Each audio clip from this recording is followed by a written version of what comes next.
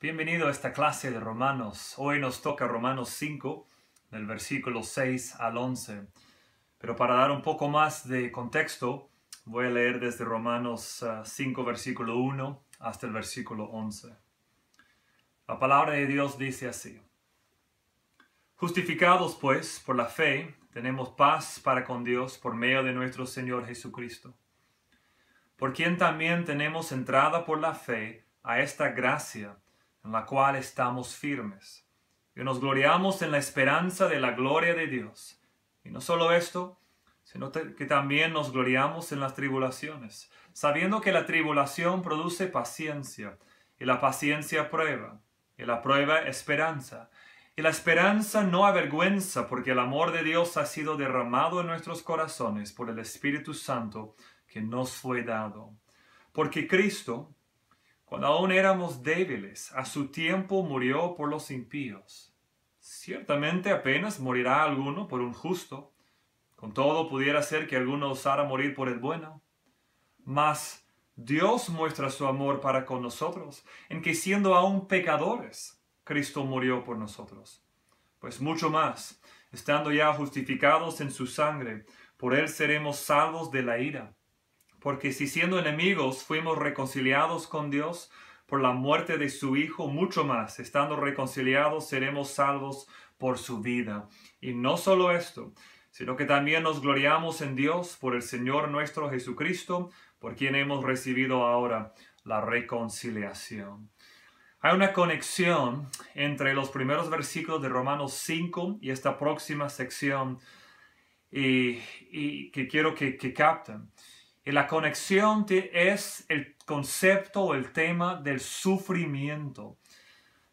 Pablo nos mostró en los versículos 3 a 5 que nuestro sufrimiento produce cosas muy buenas para nosotros. Perseverancia, ahí la palabra paciencia, carácter probado, el término prueba, y esperanza para el futuro. Aquí, al abordar nuestra debilidad, es decir, lo que sentimos cuando el sufrimiento es más difícil, nos mostrará que es en ese estado en el que Dios nos encontró y luego envió a Cristo a morir por nosotros. Mire el versículo 6. Acabo de hablar de 3 a 5 del tema del sufrimiento y ahora el versículo 6 menciona que cuando aún éramos débiles. Y Pablo, en la manera en que su argumento fluye en su mente, hay una relación ahí. Es que nuestro sufrimiento abre nuestro corazón para entender algo que es necesario para la persona que recibe el Evangelio. Y es que somos débiles. Entonces quiero que captes que uno de los propósitos del sufrimiento es que comprendamos y atesoremos todo lo que hay en el Evangelio. Si no fuéramos a sentirnos débiles, nuestro entendimiento y nuestro atesorar del Evangelio no sería igual. Entonces, cuando Pablo comienza a argumentar la realidad de la seguridad del creyente, lo que él de Romanos 5 al 8 quiere destacar, quiere desarrollar su argumento de la seguridad del creyente, él quiere dejar muy claro que es Dios quien está obrando en nosotros, haciendo todo lo necesario para nuestra salvación. Y la única forma en que una persona llega a ver eso y lo siente es al enfrentarse con su propia debilidad, su impiedad y su estado pecaminoso. Así es que el sufrimiento es parte del proceso de llevarte a ese punto. Entonces es algo muy bueno, no es algo malo. Ahora, quiero poner 3 preguntas aquí al texto para guiar nuestro estudio hoy día. Quiero con estas 3 preguntas ver las respuestas que Pablo destaca aquí en este texto. La primera pregunta es esta: ¿qué hizo Dios por nosotros en este gran evangelio que Pablo está enseñando? Otra vez la pregunta: ¿qué hizo Dios por nosotros en este gran evangelio que Pablo está enseñando? Y la respuesta es que Cristo murió por nosotros. Es decir, ¿qué hizo Dios por nosotros? Pablo pone la respuesta: Cristo murió por nosotros. Y eso es algo sorprendente, o debe ser algo sorprendente por varias razones. Mira, si no sientes la realidad sorprendente de que Cristo murió por nosotros, probablemente es porque toda tu vida lo has escuchado. Pero quiero que pienses, que consideres por un momento que Cristo murió por nosotros. Debe ser algo radicalmente sorprendente. Debe producir un shock en nosotros. Y aunque hay varias razones por las cuales esto es sorprendente, Pablo destaca aquí específicamente dos de esas razones aquí en este texto. Uno, es tan sorprendente que Cristo murió por nosotros. Uno, porque es tan inusual que alguien muere por otra persona. Una persona normalmente no decide morir por otra persona. Les dirijo aquí al versículo 7. Pablo menciona aquí a dos tipos de personas por las cuales alguien podría morir. Versículo 7. Ciertamente apenas morirá alguno por un justo. Con todo, pudiera ser que alguno osara morir por el bueno. Hay dos tipos de personas destacadas aquí. Una persona justa y una persona buena. Probablemente lo que Pablo tiene en mente cuando se refiere a una persona justa es una persona como un fariseo. Una persona que destaca su propia justicia. Pablo dice que uno difícilmente moriría por una persona así, una persona que se autojustifica. Creo yo que es lo que Pablo tiene en mente, porque él pone ahí dos tipos de personas, una persona justa y una persona buena.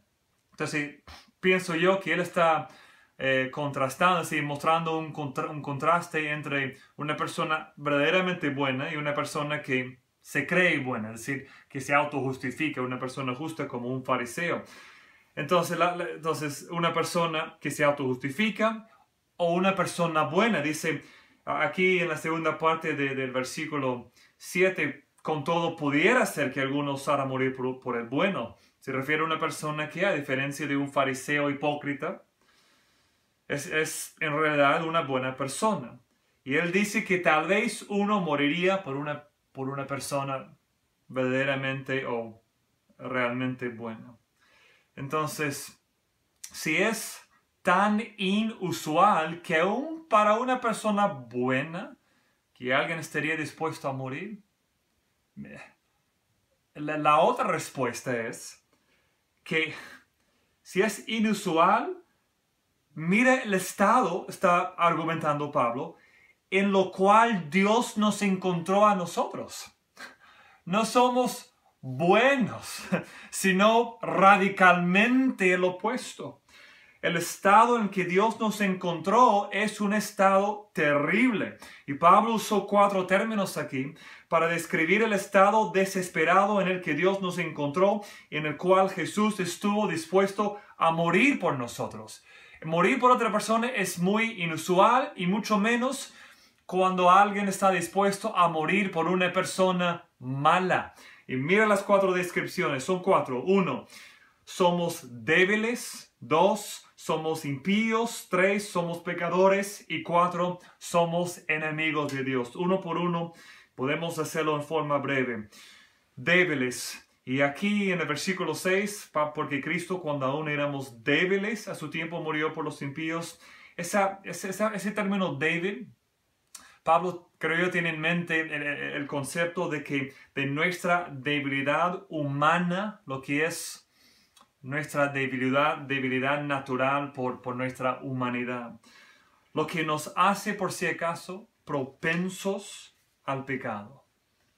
Nuestra debilidad humana, propensos al pecado.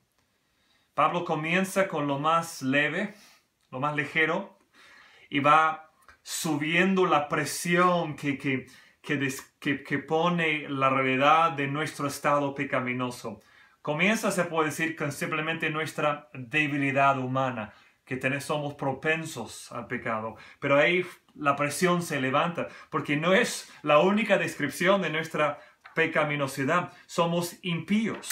Es decir, eso que está en nosotros que resiste las cosas piadosas y buenas. Sí, no solo somos propensos al pecado, sino que también hay algo en nosotros que resiste lo bueno, resiste lo que es todo lo que es la naturaleza piadosa y buena de Dios.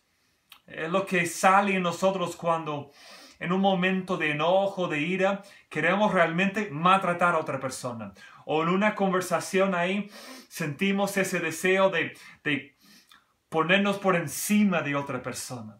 No es solo propensos al pecado, es que en verdad sentimos en nuestra humanidad, en nuestra debilidad, deseos que realmente son malos, que realmente pensamos mucho mejor de nosotros de lo que debemos pensar y en muchos casos peor de otros de lo que debemos pensar. Y queremos ponernos por encima de ellos y maltratarlos, etc. Impíos. Versículo 8, aquí hay otra descripción. Mas Dios muestra su amor para con nosotros en que siendo aún pecadores. Y ahí el concepto es de pecado, de pecadores, es que no hemos alcanzado el estándar de la santidad de Dios. Entonces, ahí está, propensos al pecado, débiles, resistimos a las cosas piadosas y buenas, impíos, pecadores, no llegamos, no alcanzamos ese estándar de la santidad de Dios. Y versículo 10, porque si siendo enemigos fuimos reconciliados con Dios por la muerte de su Hijo, enemigos, esa es la descripción ahí, enemigos de Dios, hostiles a Dios, lo odiamos. Entonces, otra vez, no solo propensos al pecado, no solo impíos, no solo que es que no alcanzamos el estándar de la santidad de Dios, es aún más terrible, somos enemigos de Dios, hostiles, lo odiamos.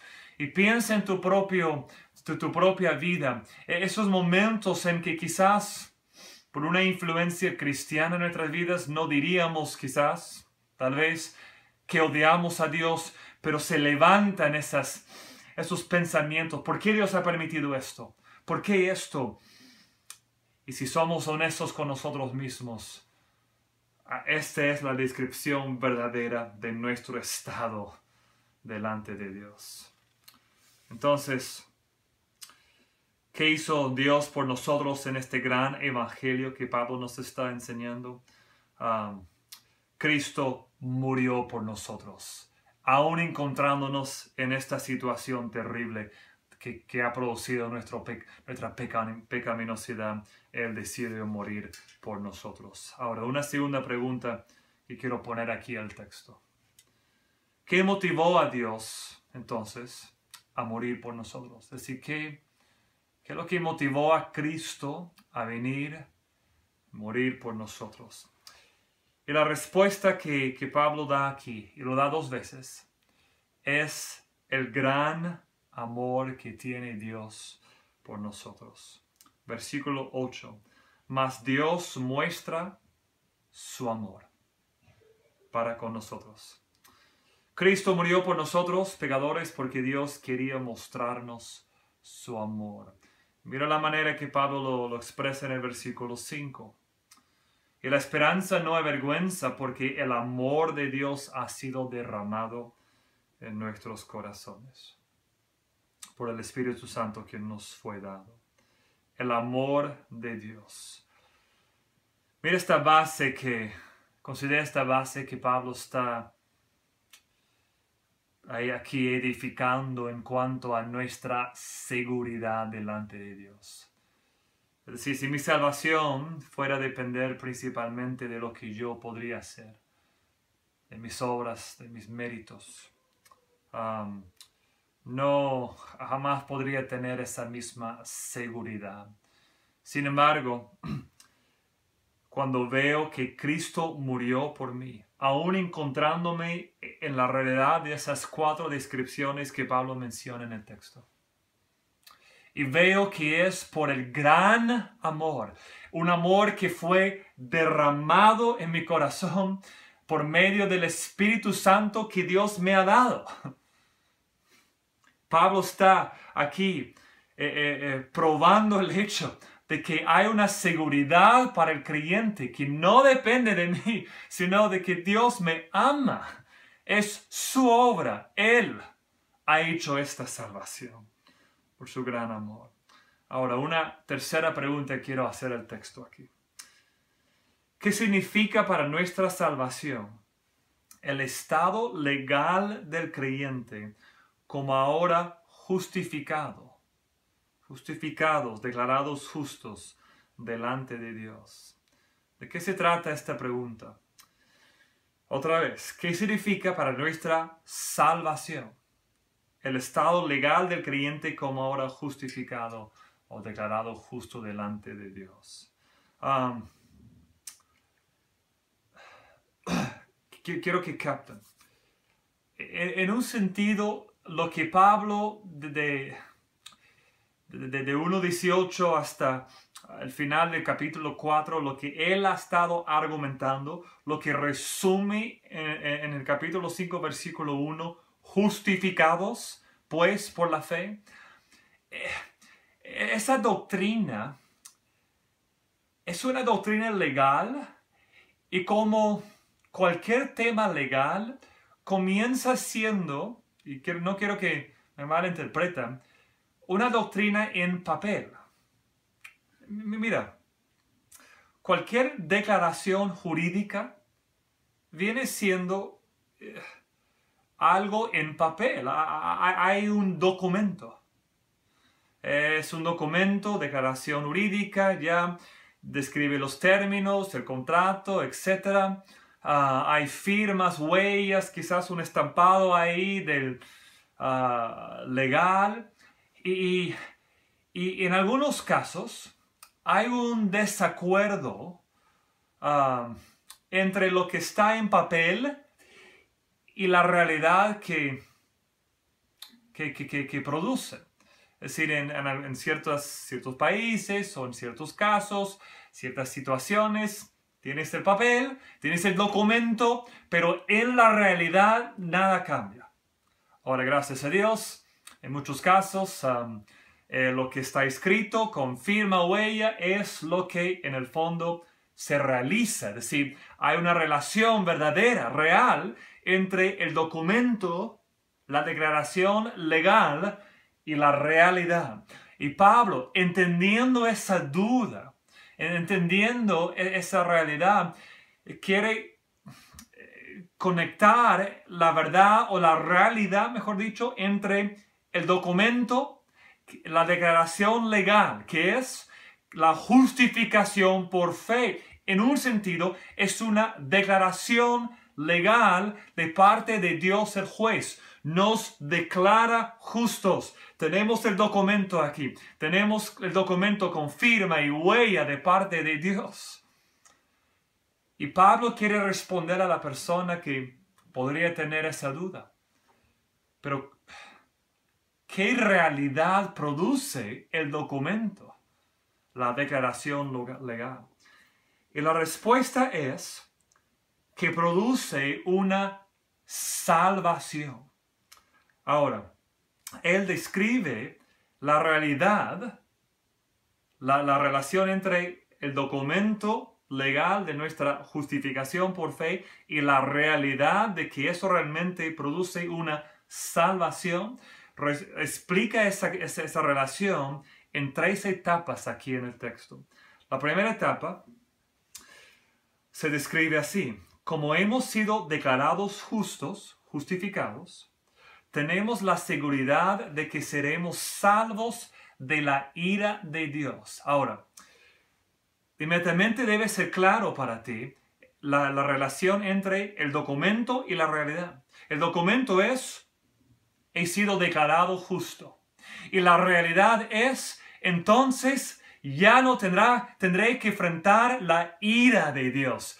una declaración en documento y una realidad. Y Pablo está conectando así, conectando para nosotros nuestro entendimiento de esa relación. Versículo 9. Pues mucho más, estando ya justificados en su sangre. Ahí está el documento sellado, estampado ahí, firmado con huella. Y la realidad es que por él seremos salvos de la ira.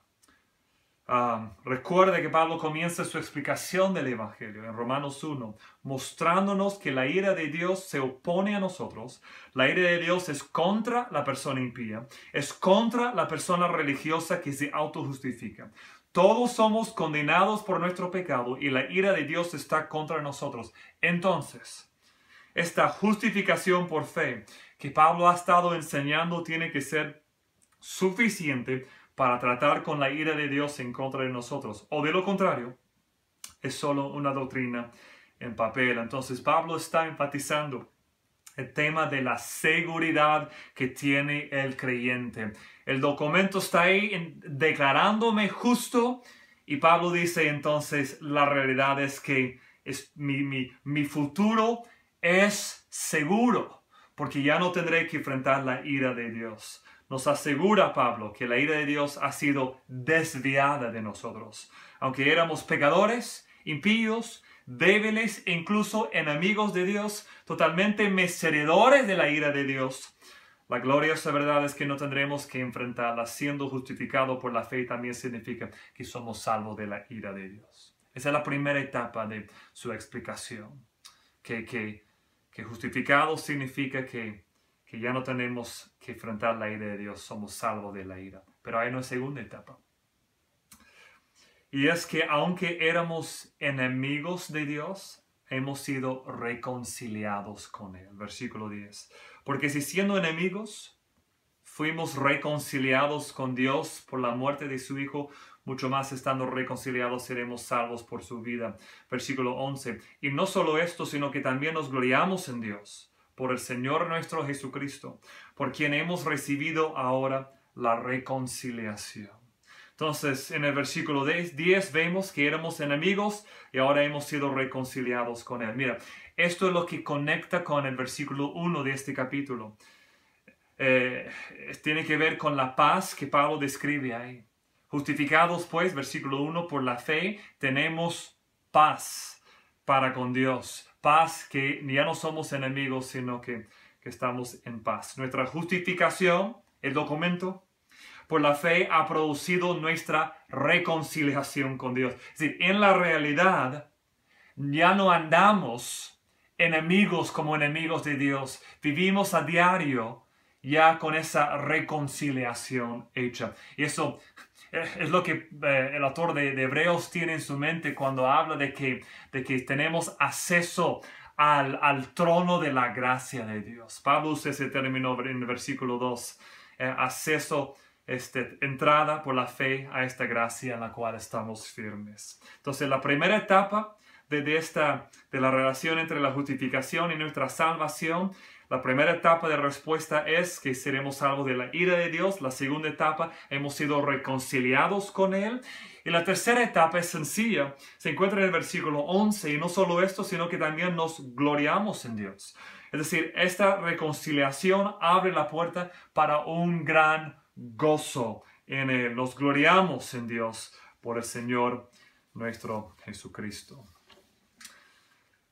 Quiero terminar esta clase dándoles 3 aplicaciones específicas. Y quiero ser muy directo y espero que esto te ayude a poner en práctica las verdades que estamos encontrando y viendo aquí, nuestro deleite aquí. Primera aplicación es esta. Permite que este evangelio calme tu corazón con respecto a tu propio sufrimiento. Recuerda que Jesús sufrió mucho más de lo que te permite a ti sufrir. Él murió en la cruz por ti. Recuerde que nuestro sufrimiento prepara nuestros corazones para aferrarnos a la verdad acerca de nosotros mismos, que somos pecadores débiles y que necesitamos la salvación de Dios en nuestras vidas. Es decir, permite que esta seguridad, Dios me ama, dice Pablo aquí, ha desviado su ira de mí, ha hecho que ya somos reconciliados, estamos en paz, y que este calme tu corazón en cuanto al sufrimiento que Dios permite en tu vida. El sufrimiento es lo que te hace tener una sensación, mejor dicho, un sentir de la verdad de tu salvación. Y de la belleza y de la gloria de lo que Dios ha hecho en tu salvación.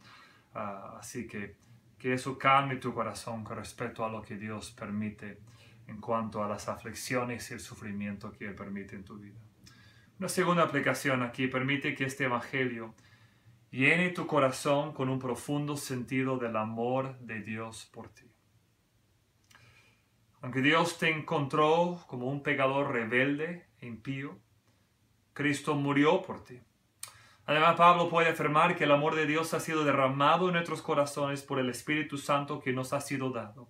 Tómate el tiempo hoy para pensar en estas verdades hasta que Dios llene tu corazón con un sentido de la profundidad de su amor hacia ti. Que Dios, primera aplicación, calme tu corazón en cuanto a tu propio sufrimiento y que llene tu corazón con un profundo sentido de su amor por ti. Es decir, si tú estás escuchando esta clase ya de noche, antes de dormir, aprovecha un tiempo de oración, simplemente ahí recordando el amor de Dios y las distintas maneras en que Dios ha mostrado su amor a ti. Medita en lo que Pablo destaca aquí. Dios te ama, ha desviado su ira. Dios te ama, te ha reconciliado. Dios te ama y ha hecho que estás en paz con Él. Dios te ama, ha preparado un lugar totalmente seguro para ti. Tu futuro en Cristo es seguro. Última aplicación: permite que este evangelio regocije tu corazón. Eras el enemigo de Dios y ahora has sido reconciliado. Y esa reconciliación es segura. Espero que Dios te llene hoy y esta semana y todos tus días con estas verdades y este gozo que hay por medio del precioso y hermoso evangelio de Cristo. Dios te bendiga.